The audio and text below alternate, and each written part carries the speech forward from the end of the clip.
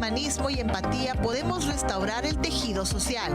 Acompaña a la maestra Consuelo Huerta y expertos en temas sociales de actualidad. Restaurándote.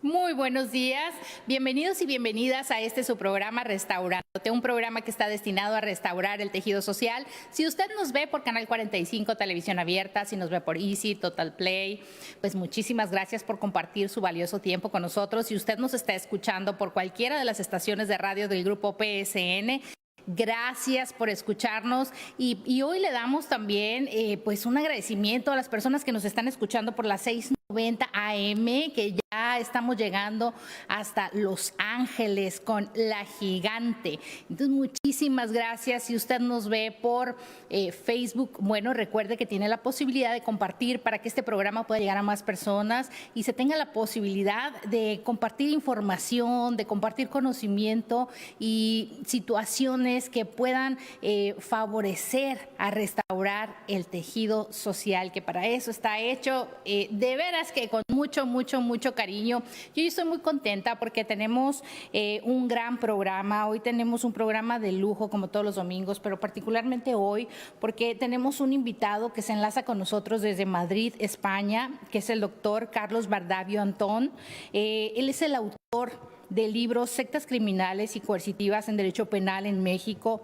Es un libro que donde por primera vez se analizan las organizaciones y relaciones criminales sectarias mediante un tratamiento legal. Y de verdad que esto resulta ser muy interesante, nos da un panorama en el ámbito jurídico muy especial, un proceso de aprendizaje y que seguramente nos va a dejar una transformación a futuro en materia legal. Quiero decirles que el doctor, él es profesor en Derecho Penal en la Universidad Internacional de La Rioja con estudios en criminalidad de sectas y grupos coercitivos y es el máximo especialista internacional en el tema. Le doy la bienvenida. Muchísimas gracias por acompañarnos. Aquí son las 12 del día y sabemos que tenemos una diferencia de horario. Pero muchísimas gracias por compartir y sobre todo este aprendizaje y un trabajo grandioso que has realizado, doctor, sin duda en favor de la comunidad. Gracias. Sí, querida Consuelo, nuevamente gracias por invitarme a tu magnífico programa. Lo sigo habitualmente desde que estuve en septiembre, a 1 de septiembre de este año, explicando en parte este libro, ¿no? Sectas Criminales y Coercitivas en Derecho Penal Mexicano, que tuve el gusto también de presentar en el Congreso de la Unión el día, si no recuerdo mal, 22 de agosto. Por lo tanto, para mí es un verdadero orgullo volver a estar en tu programa y poder hablar de esta problemática silenciada y silenciosa que supone lo que antiguamente se llamaba el lavado de cerebro, pero actualmente se denomina mejor con la terminología de persuasión coercitiva. Y esa persuasión coercitiva realmente viene un poco a colación del tema que me comentaste que podríamos hablar hoy, el tema de la luz del mundo, puesto que si efectivamente se denunciaron abusos sexuales, y así fue condenado, ya hablaremos del tema del líder de la luz del mundo, hay algo, esa forma de llegar a conseguir el abuso sexual o la violación, como se catalogó en Estados Unidos, viene a raíz de quizá o posiblemente, o es posible, o hay que debatir sobre ello, tal y como comentaban las propias víctimas en sus alegatos al final del juicio, de que venían por lo que nosotros llamamos en Europa, también en América, persuasión coercitiva, es decir, que había una especie de consentimiento viciado, por decirlo de alguna manera. Y quizás sea hoy un buen día para explicar cómo se desarrolla y se consigue que menores y también mayores de edad, entre comillas, consientan en algunas ocasiones este tipo de abusos sexuales. Me encanta tener la posibilidad de platicar de este tema porque sin duda estos estudios y este análisis que tú llevas genera la evolución en el sistema penal, pero desde luego la protección a la víctima, que sabemos que históricamente la víctima, sobre todo en México, había sido abandonada dentro de un sistema penal, pero el trabajo que tú haces le viene a dar una voz alta a la víctima y sobre todo con el sistema que hoy estamos trabajando en México. Entonces, hablar del tema del caso a la luz del mundo y sobre una visión de víctimas, pues me parece que la comunidad lo tiene que conocer y sobre todo temas que se tienen que socializar. Vamos. Claro, efectivamente. Esto es un tema muy desconocido porque normalmente la víctima, ¿qué es lo que hace? La víctima denuncia, y la víctima no es profesor o profesora de derecho penal, ni conoce exactamente las leyes y cómo se desenvuelven, ¿no? La víctima, por ejemplo, las víctimas, en el caso de Naasón Joaquín, el líder de la luz del mundo, lo que denunciaban eran unos abusos o agresiones sexuales, ¿no? Según la calificación, la terminología que se emplee, aunque sí que es cierto que en Estados Unidos se empleó la terminología de violación directamente. Sí, y eso es lo que denunciaban. Pero si uno ve poco a poco y analiza sus testimonios, en el momento final del juicio, que es cuando tuvieron oportunidad de hablar, que eso fue también algo penoso porque fue digamos, unas manifestaciones que estaban fuera de juicio, es decir, no fue un juicio porque llegaron a un acuerdo con la Fiscalía. Pero si uno analiza esas conversaciones, o mejor dicho, esas manifestaciones que hicieron las víctimas, que es el material del que dispone el ciudadano, nos encontramos con algunas precisiones o manifestaciones que nos pueden hacer pensar, al menos a los expertos en este abuso psicológico, en una especie de previa persuasión coercitiva. Es decir, por ejemplo, te leo rápidamente lo que decía alguna de las víctimas, ¿no? Por ejemplo, dijo ahí en el juicio, o mejor dicho, en esas manifestaciones fuera de juicio, pero que permitió el juez, ¿no? Decía una, que no recuerdo si era porque todas eran víctimas anónimas, eso es otro tema, y por el cual, digamos, los abogados de Naasón Joaquín trataron de anular parte del juicio por ese anonimato de las víctimas, pero una en concreto dijo que le enseñaron que Naasón Joaquín era su novio, su padre, que él era el representante de Dios, y la duda ante esto era una falta de fe absoluta, dando a entender que había más personas que le protegían, pero dando a entender sobre todo que era un deber, es decir, el tener relaciones sexuales con Naasón Joaquín era un deber divino, lo cual, que es todo lo que quiero, digamos, poner sobre la mesa, sino que la propia víctima, la propia víctima no tiene conocimiento del acto sexual, es decir, ya se ha transformado el acto sexual, lo que todo el mundo entendemos por acto sexual, ¿de acuerdo? Incluso un menor de edad, con cierta edad, con 14, 15, 16 años, 17 años, ya sabe lo que es un acto sexual y se transforma en otra cosa. Esa transformación de lo que yo llamo muchas veces el código de comunicación, lo que es vida, lo que es muerte, lo que es salud, lo que es sexo y lo que no es sexo, esa transformación, si es verdad, como cuenta la víctima, es una forma de incapacitación, o mejor dicho, es una forma de incapacidad de la libre voluntad o una forma de incapacitar la libre formación de crítica, ¿no? O sea, una incapacitación crítica. Esto nos podría llevar a considerar que antes del propio delito, digamos, más llamativo o más grave, visualmente hablando, que es el de la violación, antes, para poder conseguir ese, entre comillas, consentimiento, existiría, si partimos de esas manifestaciones, como se explicaban las víctimas, indiciariamente a un posible de manipulación psicológica. Que ese es el problema. El problema que existe en muchas legislaciones del mundo es que esa manipulación psicológica, al ser muchas veces muy sutil, por medio de una autoridad incriticable, con un abuso de la confianza, con una incapacitación de la capacidad cognitiva, volitiva, familiar, y otros factores, llevan o podrían llevar a considerar de que antes de ese abuso o violación hay una coacción psicológica que sutilmente lleva a la víctima a depender por absoluto de cualquier acción, en este caso del condenado, hasta el punto de sentirse obligada a realizar esos actos sexuales aunque no le gustase, que es lo que decían las víctimas. Sí, y entendiendo que hablamos de víctimas que incluso manifestaron, ¿no? Yo nací en esa iglesia, yo crecí y no tuvieron una opción formativa o un conocimiento, una visión más amplia que les permitiera entender qué era lo que estaban viviendo. Claro, es que ahí, por lo que yo leí, bueno, escuché, vi los vídeos de los juicios. Bueno, cuando digo juicio, en verdad no es un juicio, como decía, porque esas grabaciones que hubo, que están al acceso de todo el público, en YouTube, en cualquier lado, las víctimas que leen un relato, leen su verdad, hacen un relato cada uno de su propia experiencia. Claro, algunas, evidentemente, o la mayoría, habían nacido en el seno de la luz del mundo. Por lo tanto, no tanto o como expongo en este libro, están en un sistema en donde se restringe en parte cierta capacidad de libertad. ¿Por qué? Porque se prohíbe ver la televisión, se prohíbe informarte de otros medios de comunicación que no sean los de la luz del mundo, según dicen las propias víctimas. Ojo, que todo lo que digo es por lo que dicen las propias víctimas, no es, aquí en este caso no estoy yo añadiendo nada más. Es decir, hay un código de las propias víctimas desde el nacimiento de lo que es positivo y lo que es negativo. ¿Con quién se puede hablar? Si te puedes relacionar con personas que mundanas, es decir, personas que están fuera de la luz del mundo. ¿Con quién te puedes casar y con quién no?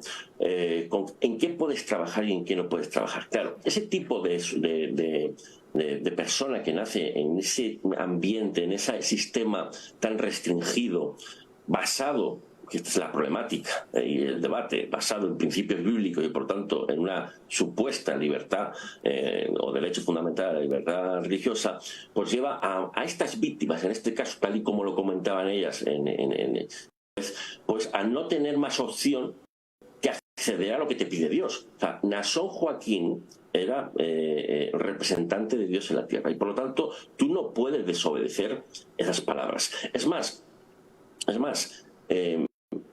eso por un lado, ese tipo de víctima llega a consentir, aunque no le guste la relación sexual, por un imperativo divino. Es decir, ella no está consintiendo la relación sexual en sí, sino está realizando está accediendo a lo que se le ordena.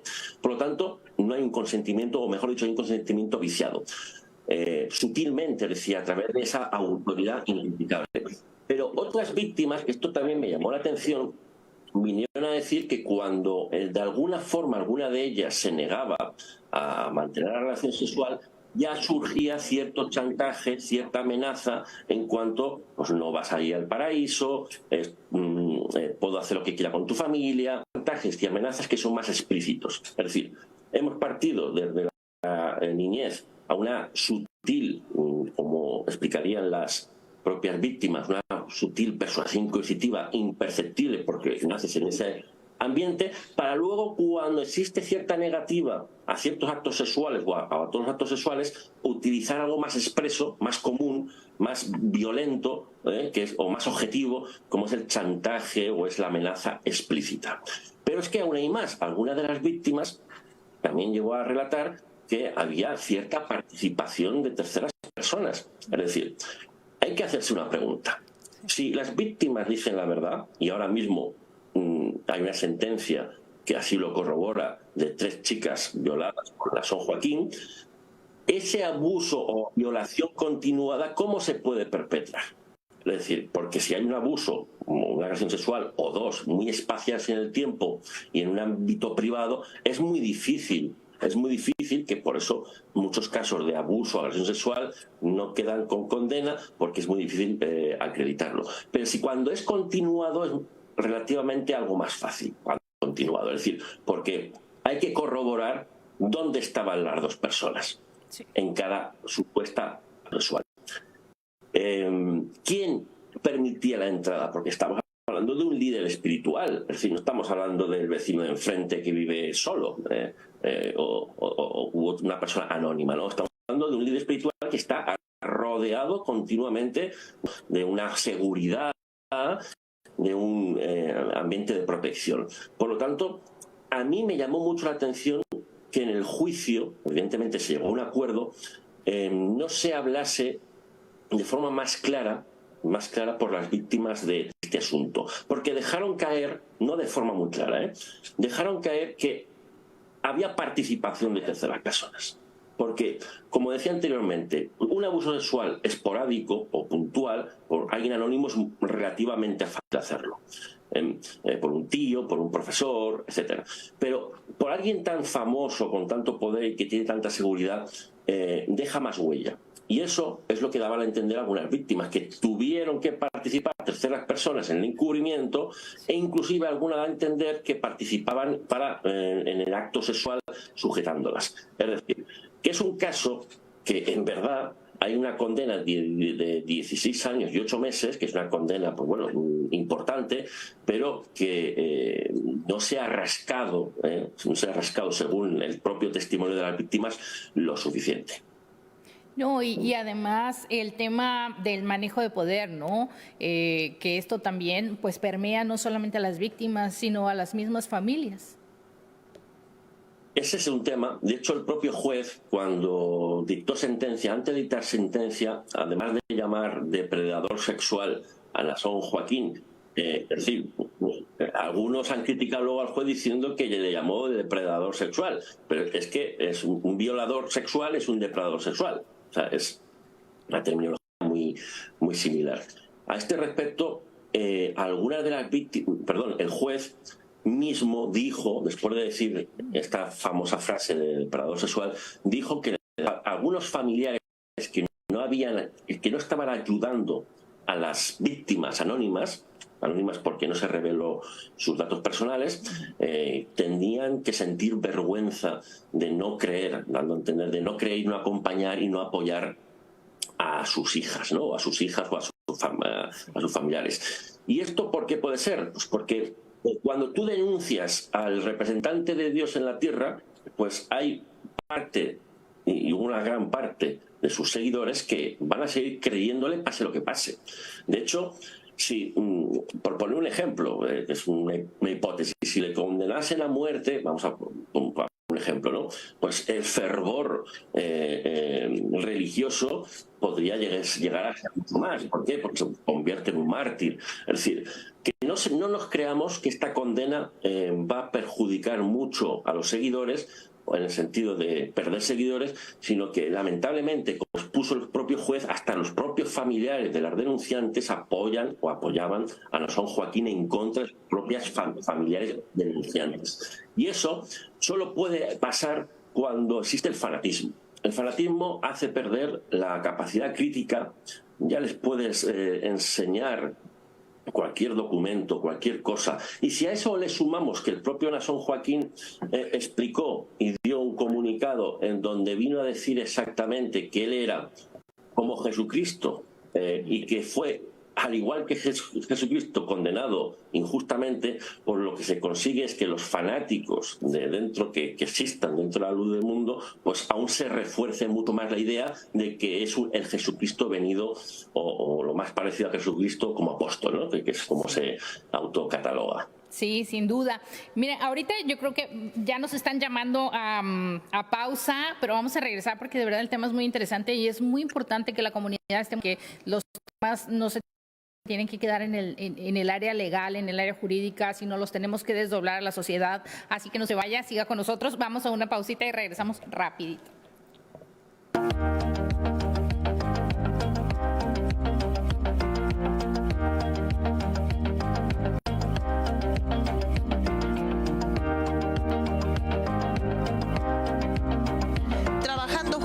Con humanismo y empatía podemos restaurar el tejido social. Acompaña a la maestra Consuelo Huerta y expertos en temas sociales de actualidad. Restaurándote. Te esperamos en Noticiero al Día con Carlos García y Elvia Garayzar, de lunes a viernes de 5 a 6 de la tarde a través de Canal 45, Canal 45.2. También podrás escucharlo por todas las estaciones de radio de Grupo PSN y en vivo a través de psn.si y Facebook. Dicen que se llama fentanilo, yo nomás que no le agarro el hilo. Dime que tiene de fuego, va a acabar como rata en el panteón. No la vayas a regar, la cosa es bien sencilla. Si te metes fentanilo seguro vas a quebrar. Tenía muchos compas que ya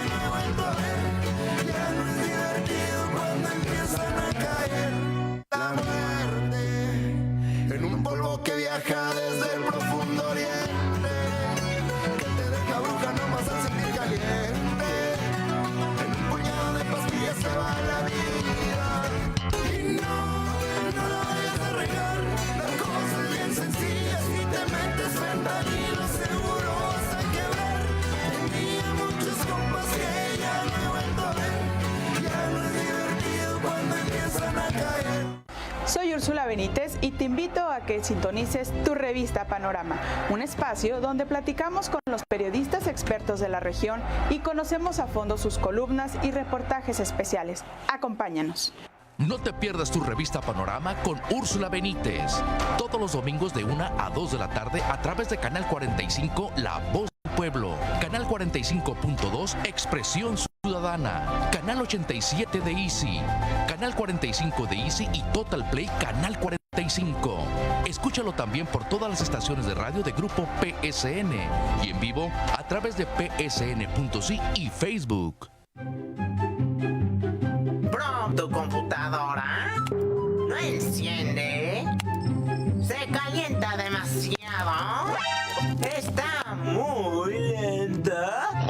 Te ofrecemos nuestros servicios de asistencia y soporte técnico. Llama al 1762-762. Calzada Cortés 814, Colonia Independencia. Diagnóstico y presupuesto gratis. Impression. 20 años reparando computadoras e impresoras. Monitor informativo. Todo el acontecer de Tijuana y de Baja California bajo el análisis y la experiencia de los periodistas Rogelio Lavenán y Juan Guizar. Sintoniza Monitor informativo de lunes a sábado de 6 a 7 de la tarde a través de Canal 45 y Canal 45.2. Disponible también a través de todas las estaciones de Grupo PS por psn.si y Facebook.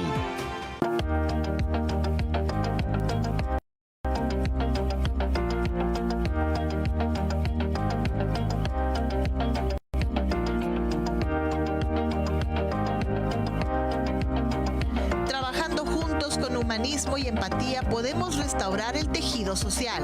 Acompaña a la maestra Consuelo Huerta y expertos en temas sociales de actualidad.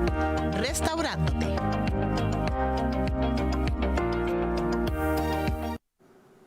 Muchísimas gracias por seguir con nosotros en su programa Restaurándote. Doctor, hay un tema muy importante que tú mencionaste en un primer programa que teníamos aquí, que era... no es un tema o no es un posicionamiento para afectar la libertad de conciencia y la libertad religiosa, pero también hablaste de algo que es el fanatismo. Por ejemplo, hablamos que La Luz del Mundo nace en 1926 y, por ejemplo, en México fue reconocida por Gobernación hasta 1993. Entonces, estas prácticas pues definitivamente tienen que ser reguladas por los gobiernos y tienen que ser observadas, porque entonces sí no estamos siendo permisivos a que se den este tipo de relaciones. Claro, es que, a ver, históricamente las religiones siempre han traído problemas porque son cosas del ser humano, de lo trascendental, ¿no? De aquello que nos constituye casi como ser humano, sin perjuicio de que hay también cierta corriente atea, ¿no? Y agnóstica. Pero las religiones pues tienen una ultraprotección, o mejor dicho, el derecho a la libertad religiosa, tanto individual o ejercida individualmente como colectivamente, pues tiene una ultraprotección por cuestiones históricas del pasado en donde se han perseguido religiones, porque sí, y ha habido pues todas las guerras durante hasta prácticamente hoy en día han sido por motivos religiosos la mayoría de ellas. Entonces, claro, hay una ultraprotección que tiene su justificación, pero no hay un reverso o un anverso, ¿no? de la otra cara de la moneda. Es decir, dentro del fanatismo, o mejor dicho, dentro de las religiones también existe el fanatismo, o dicho de otra manera, las religiones promueven, queriendo sin querer, muchas veces el fanatismo. También los partidos políticos, el fútbol, es decir, son cuestiones que están en el ser humano y que tienen cierta lógica.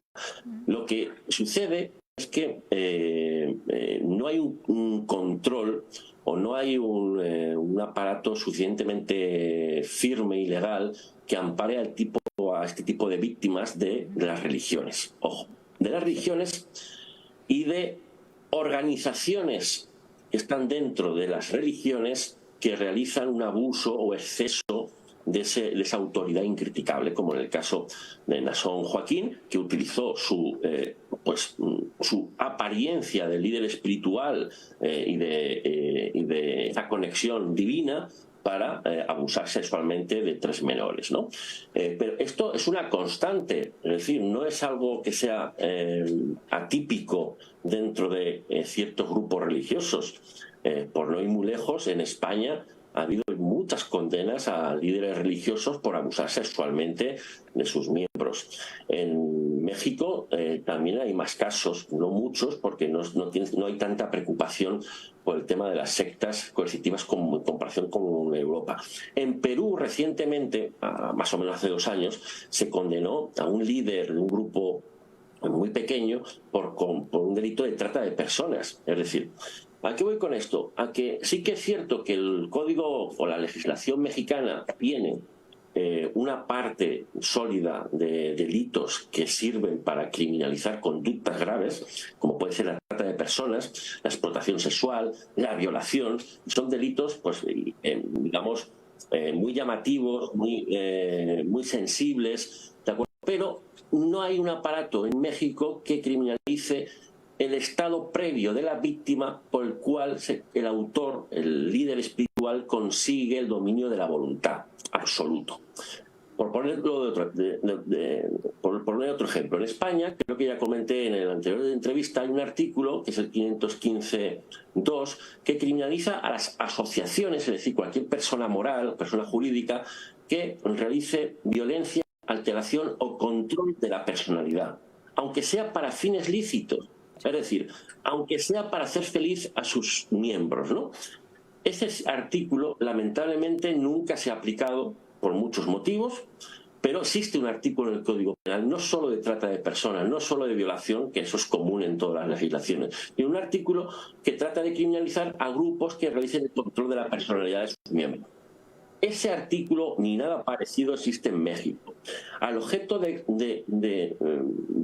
resguardar, de proteger a víctimas, a personas a las que, como comúnmente se dice, se les lava el cerebro. Ese lavado de cerebro es bastante sutil, imperceptible y amparado por la libertad religiosa. Muchas veces el líder consigue dominar la voluntad de menores de edad y de mayores de edad, y luego ese poder se utiliza, pues, para yacer sexualmente, carnalmente, en relaciones sexuales, para sacar el dinero de forma abusiva y desproporcionada, y para, en otros casos, como ha habido sentencias, por ejemplo, en Estados Unidos, en el caso Nexon, para realizar una trata de personas, es decir, esclavizar a las mujeres, inclusive marcándolas con fuego en sus propias carnes. Es decir, que esto es algo fáctico que existe.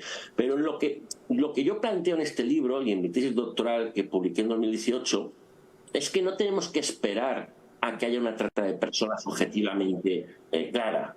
No tenemos que esperar a que haya una violación. Es decir, el estado de sumisión, de dependencia, de falta de crítica, de falta de capacidad de la voluntad que crean en muchas ocasiones algunos líderes religiosos y también líderes de otros ámbitos no religiosos, ya debería de ser punible con base a algo fundamental. La legitimidad de un delito así viene resguardado porque nadie puede perder su propia voluntad. Porque cuando un ser humano pierde su propia voluntad, pierde la dignidad. Es decir, nadie puede aceptar, como muchas víctimas de trata de personas dicen, aceptar la trata de personas, justificar o proteger a su captor, autor de la trata de personas. Como tampoco se puede permitir que una mujer justifique, acepte o tolere el maltrato de la violencia de género, porque pierde la dignidad. Estaría perdiendo la dignidad y nadie puede perder la dignidad. Y en las víctimas de grupos religiosos pasa lo mismo. Es decir, hay que hacer un mayor análisis de esas, no tanto doctrinas, sino de esos sujetos que empiezan a denunciar y los motivos de la denuncia. Me parece interesante porque, por ejemplo, aquí en Baja California, pues teníamos tipificado el delito de abuso sexual. Posteriormente surge el tema de pederastia.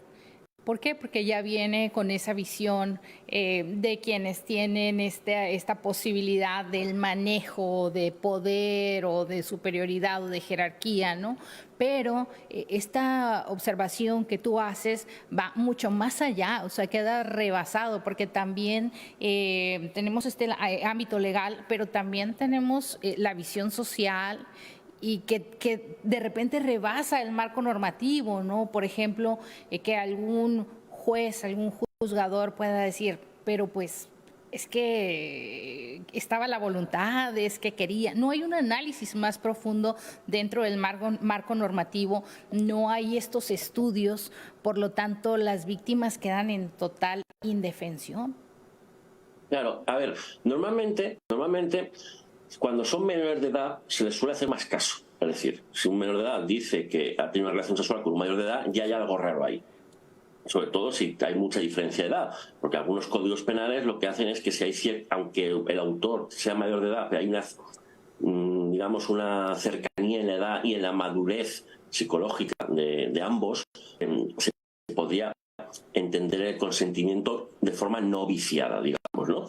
Pero es que lamentablemente viciar el consentimiento de una persona de forma injusta es relativamente fácil, y máxime cuando se tiene una autoridad que es incriticable, como utilizan muchas veces estos líderes religiosos, que según los estudios muchos de estos líderes religiosos tienen una psicosis o una psicopatía, ¿no? Cuando no también son narcisistas y por lo tanto el poder los lleva a utilizarlo de forma horrenda, ¿no? Pero quería dar un dato, es decir, todos los códigos penales de todos los países civilizados criminalizan el prevalimiento, es decir, el abuso de superioridad de una autoridad, del padre, del profesor, del médico o de un líder espiritual. También criminalizan cuando hay un engaño en menores de edad, es decir, el prevalimiento en menores de edad y el engaño en menores de edad, es decir, sí, hace esto porque es mejor, etcétera, etcétera. Pero lo que no está tan claramente criminalizado, volviendo un poco a tu pregunta... Pero aquí te voy a hacer, perdóname, te voy a interrumpir, te voy a hacer una pausita porque nos están llamando a corte. Vamos al corte y regresamos justamente con esto que tú nos vas a aclarar en este momento.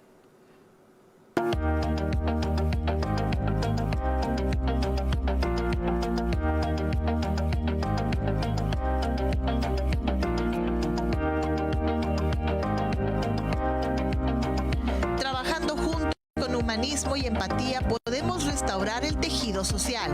Acompaña a la maestra Consuelo Huerta y expertos en temas sociales de actualidad. Restaurándote.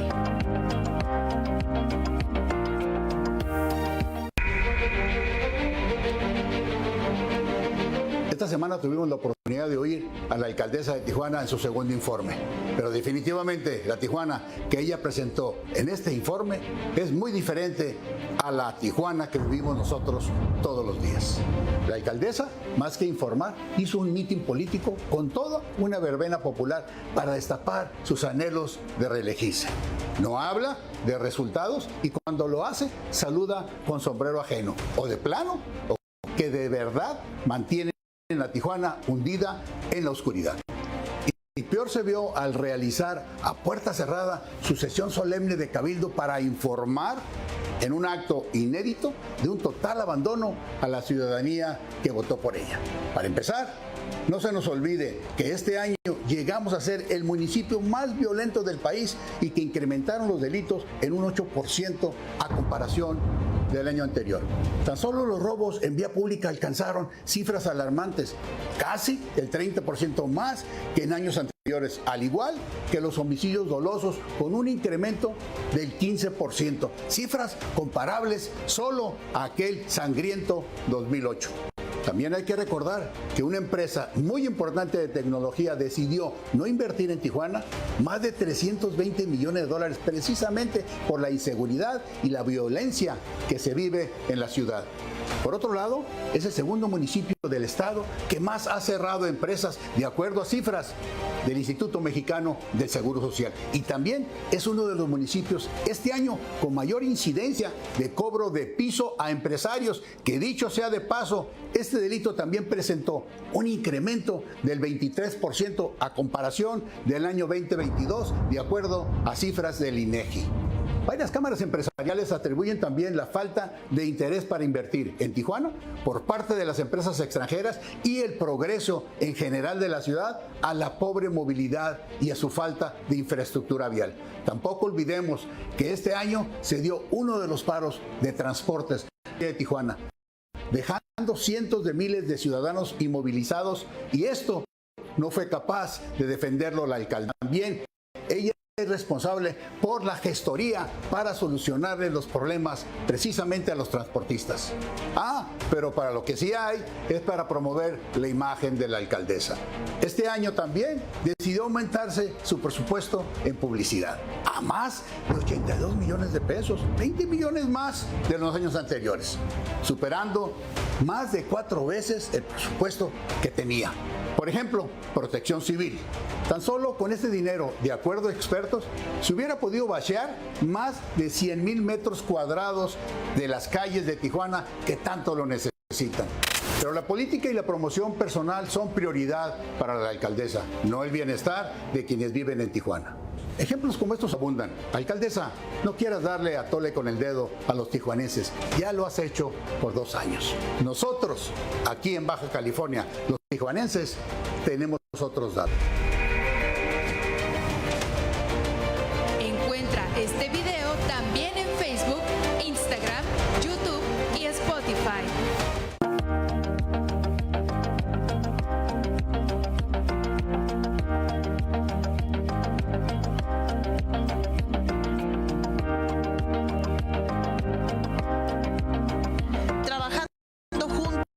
Humanismo y empatía podemos restaurar el tejido social. Acompaña a la maestra Consuelo Huerta y expertos en temas sociales de actualidad. Restaurándote.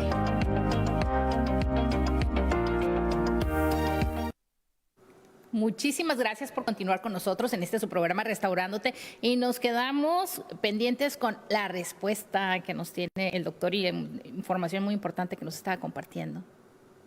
Sí, gracias, Consuelo. Pues, en definitiva, como estaba comentando, no solo existe el prevalimiento de la autoridad, abuso de superioridad, padres con hijos, maestros, médicos, sino también líderes espirituales, sino también el engaño, y además muchas veces un engaño coercitivo, es decir, un engaño que le lleva a incapacidad de la crítica, ¿no? A lo que iba con esto es que hay ciertos casos, como pasó en España, en un caso muy famoso, en donde las propias víctimas, durante la minoría y la mayoría de edad, deseaban gustosamente yacer sexualmente con el líder espiritual de ese grupo, porque era una relación divina. Es decir, no es que no supieran que era una relación sexual, sino que gustosamente la tomaban como algo positivo desde los 13-14 años. Entonces, ese cambio de mentalidad como algo positivo en una relación con 13-14 años, incluso quiero recordar que incluso con 12 años, de que una relación sexual con el líder espiritual es algo positivo, es decir, el cambio de opinión o de crítica, que es más fácilmente visible y susceptible de realizar en menores de edad, ese cambio es lo que yo denomino que es persuasión coercitiva. Es decir, llevar a un menor, en este caso, a creer que una relación sexual con un líder espiritual es algo positivo, no es algo positivo. Pero el conseguir convencer a un menor de edad de que es algo positivo es un injusto, ya es un delito. Pero, claro, ahí viene el problema. En menores de edad lo podemos llegar a entender porque no tienen suficiente desarrollo de la personalidad, y es más fácil, digamos, cambiarles estos conceptos de la realidad sexual, ¿no? Pero es que en mayores de edad también es posible. Y máxime si vemos su proceso de socialización que han tenido desde la niñez, es decir, por ejemplo, si han nacido en el seno de ese grupo, cuánto tiempo han estado, qué tipo de trabajos han realizado, qué grado de fanatismo, por ejemplo, tienen.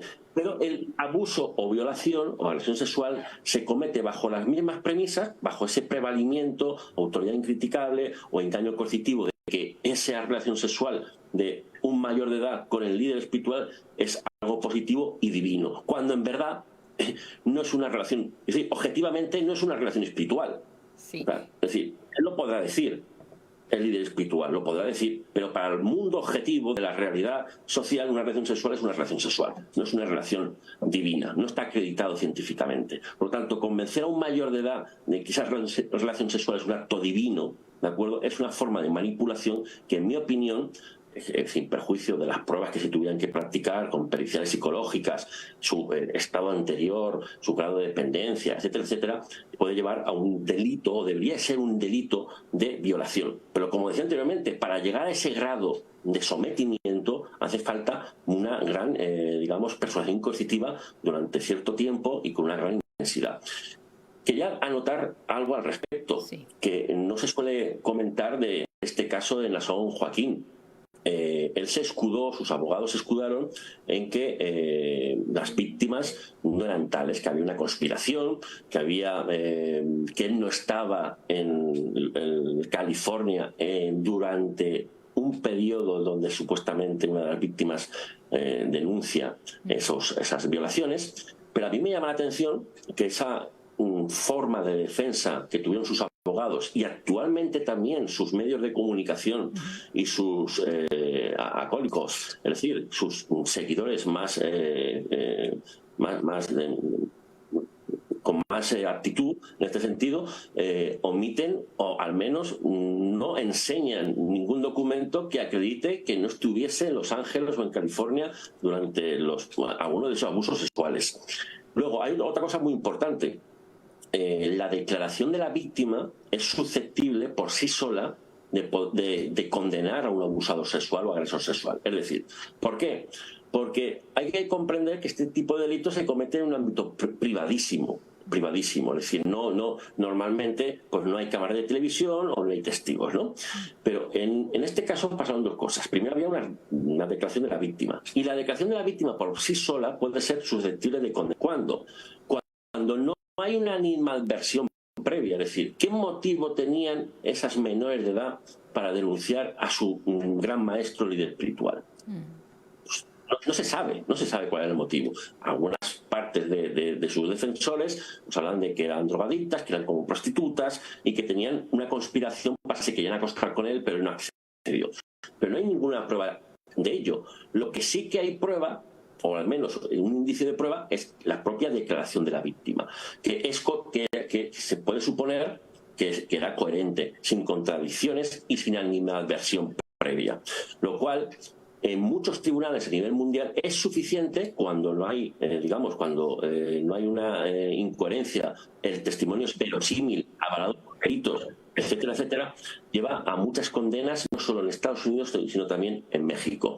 Por eso, a lo que iba con esto es que me llama la atención que Naasón Joaquín accediera a un acuerdo que, según su defensa, partía de una conspiración de ciertas mujeres contra él. ¿Por qué? Porque si hubiera una conspiración, como dijeron, primero tú no acuerdas nada. Hay una conspiración contra ti. Si tú estabas en España, como ha defendido, o estaba en otro país cuando supuestamente se realizaron los abusos sexuales, y lo puedes acreditar, porque no te vas de México o de Los Ángeles, España, buceando, ¿no?, por decirlo de alguna manera, ¿no? Pasas unos controles y queda una prueba. Por lo tanto, me llama la atención que, como decía anteriormente, que acordase reconocer una culpabilidad, pero luego posteriormente dijese en un comunicado ante sus seguidores que nunca van a probar eso, leo textualmente, nunca van a probar eso. Si no hace falta probarlo, porque ya queda probado con su propia autoinculpación de los hechos. Y porque también se encontraron en las informaciones, se encontraron en su teléfono móvil vídeos de relaciones sexuales con personas que aparentemente eran menores de edad. Aparentemente menores de edad. Muy fácil, se hace una pericial antropológica y eso, con 2 o 3 peritos salen las edades. Lo que a mí me llamó la atención en el caso es que a esas víctimas se les permitió estar en anonimato, ¿de acuerdo? Y evidentemente los abogados de Naasón Joaquín se quejaron mucho. ¿Por qué? Porque es verdad que si tú no sabes quién es la víctima, es más difícil defenderte. Ahí tengo que decir las cosas como las pienso. Seguramente, si el juez aceptó ese anonimato de las víctimas, es porque había peligro peligro de muerte o peligro contra sus bienes jurídicos más importantes, amenazas. Porque si no, ningún tribunal normalmente acepta víctimas anónimas si no están bajo indicios de que corra peligro su vida, su integridad física, su integridad o bienes jurídicos. Por lo tanto, es un caso muy interesante, va a dar mucho que hablar porque esto no ha acabado ahí. Hay denuncias en Estados Unidos, por cuestiones económicas también, a través de lo que se llama la ley RICO, y una ley que permite levantar el velo de las personas morales al objeto de investigar si existe una organización criminal, evidentemente cuando hay indicios, pero es que también hay denuncias actualmente en México por abuso sexual o agresión sexual contra el Nason Joaquín, que se están trabajando o se están íntimamente. Y resulta interesante porque la socialización de este caso, y sobre todo en México, donde se ha mantenido pues una relación también de tipo político, porque también había estas relaciones de estar en eventos públicos, de proporcionar los votos a ciertos políticos. Entonces eso hacía que se mantuviera con una parte de protección, con un sentido de protección gubernamental terrible aquí en México, pero eso va a llevar también a que muchas víctimas, no nada más de La Luz del Mundo, sino de otras agrupaciones, puedan saber que sí puedan denunciar y que sí puede tener un futuro y sí puede prosperar una denuncia, porque definitivamente que no es un caso aislado.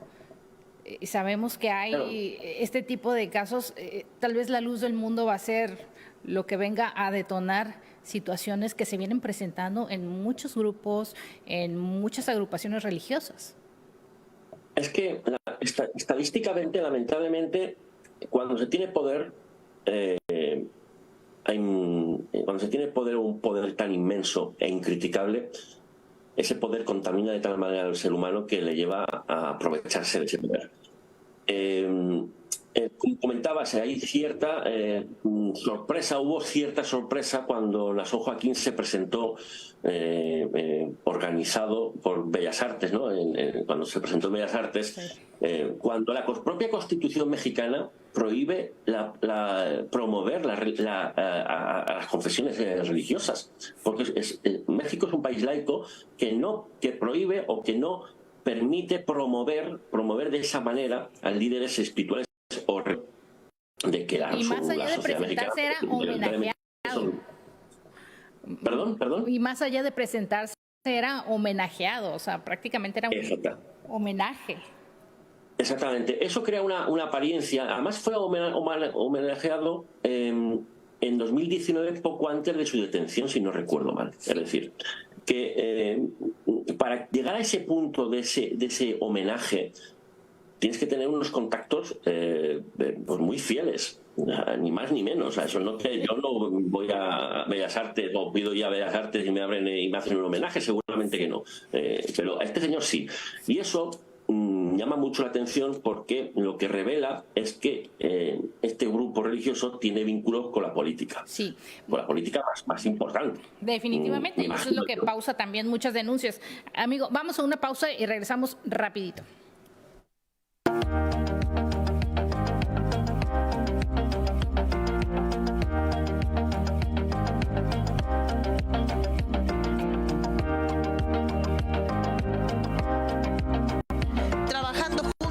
Humanismo y empatía podemos restaurar el tejido social.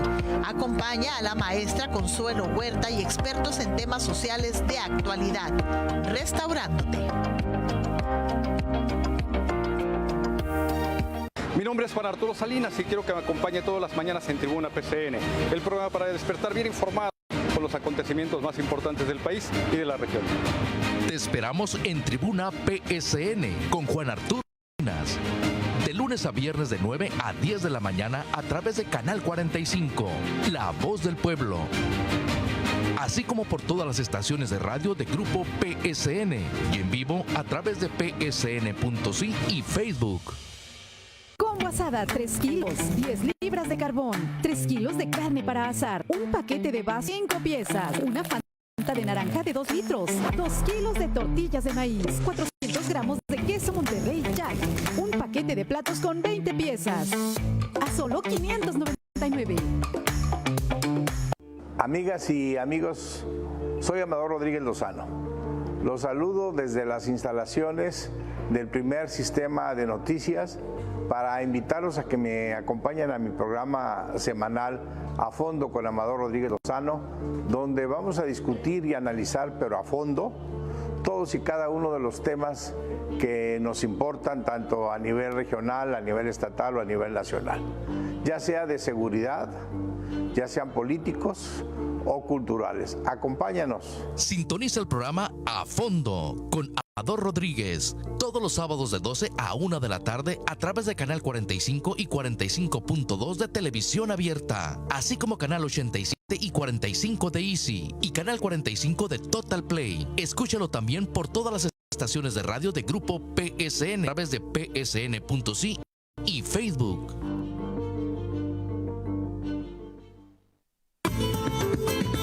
Baja California es destino del vino. Visitemos sus valles y conozcamos la riqueza de nuestro estado. Los valles y el vino te llevan por un recorrido armonioso a visitar el corazón de la bebida que se produce aquí, donde nacen las ilusiones y se concretan los sueños.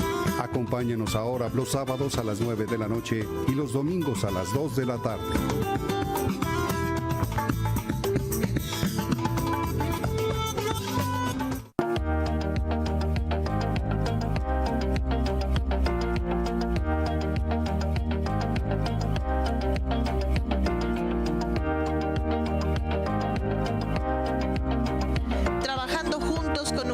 Y empatía podemos restaurar el tejido social. Acompaña a la maestra Consuelo Huerta y expertos en temas sociales de actualidad. Restaurándote.